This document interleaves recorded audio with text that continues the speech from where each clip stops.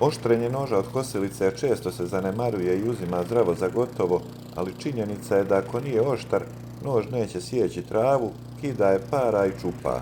To ne samo da uništava izgled travnjaka, nego i šteti samoj travi. Uz to, motor će se više mučiti jer mora jače da vuče kroz gustu i neurednu travu, što znači i veću potrošnju goriva, više vibracija i kraći vijek trajanja cijelog uređaja. Zato je jako bitno da se nož redovno oštri, ali na pravilan način. Prvo i osnovno, kosilicu treba nagijeti nazad, tako da karburator bude na gornjoj strani. Naginjanje na stranu nije preporučljivo.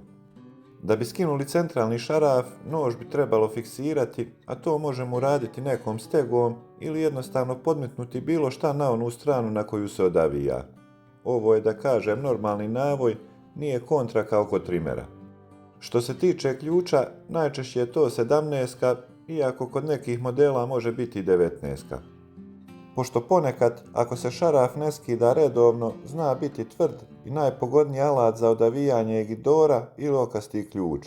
Zbog sigurnosti, odnosno da ne bi povrijedili ruku, preporučio bi izbjegavanje ostalih.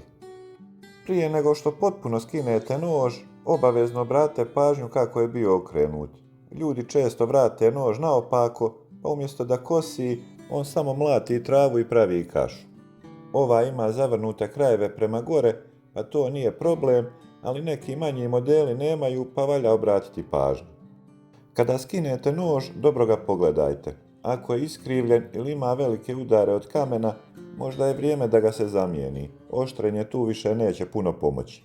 Ako je samo istupljen, onda možemo napraviti dobar posao. I sad dolazimo do glavne stvari, čime oštriti. Mnogi ljudi uzmu brusilicu, odnosno fleksu, jer tako ide mnogo brže i realno bolje se i naoštri, ali to ipak nije preporučljivo. Brusilica prebrzo skida materijal i jako zagrijava metal, što mijenja strukturu. Čelik postaje krhki i slabiji, gubi kaljenje i nož se poslije brže istupi ili čak napukne u radu. Zato se puno bolje držati starog alata, ručne turpije za metal. Turpijom imate puno bolju kontrolu. Nož je bitno fiksirati, može ići u stegu, a i noga može poslužiti sasvim dobro. Uzmete turpiju i pod uglom od otprilike 30-40 stepeni vučete u jednom pravcu, uvijek u smjeru ivice. Nema potrebe nešto puno žuriti ili previše pritiskati, bolje više puta lagano nego jednom pregrubo. Nije cilj da se napravi oštrica kao žilet, nož kosilice treba da kosi travu, a ne da brije. Što se tiče same oštrice, ona ne treba da bude široka, jer ćemo u tom slučaju stanjiti više noža, pa će se prije istupiti ili bilo koji kamenčić na koji naiđete napravit će veću štetu. Kad naoštrite jednu stranu, pređete na drugu. Obje strane moraju biti podjednako obrađene i tu dolazi do balansiranja. Još jedne stvari koju većina ljudi preskoči. Ako je jedna strana noža teža, dobit ćete vibracije dok kosite, što može oštetiti motor i ležajeve. Ovdje možete iskoristiti više trikova da provjerite balansiranje, možete zakucati ekser horizontalnu drvenu letvu ili zid, provući nož kroz rupu i pustiti ga da visi. Ako se naginje na jednu stranu, ta strana je teža i tu treba još malo skinuti turpijom. Kada završite oštrenje i balansiranje, nož se vraća na kosilicu. Usput se može očistiti donji dio kosilice od nakupljene trave ili blata ukoliko je potrebno.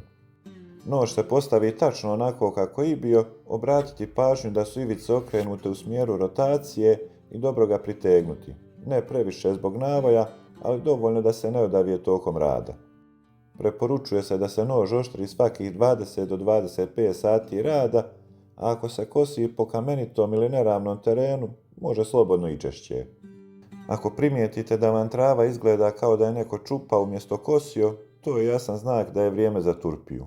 I ovo je korisno, jedan rezervni nož uvijek dobro dođe, brzo se zamijeni kad zatreba, a onda kasnije u miru možemo naoštriti onaj drugi. Nadam se da ste saznali neke korisne informacije, ako imate još nešto dodati, slobodno ostavite komentar. Za ovaj video toliko, do sljedećeg, lijep pozdrav!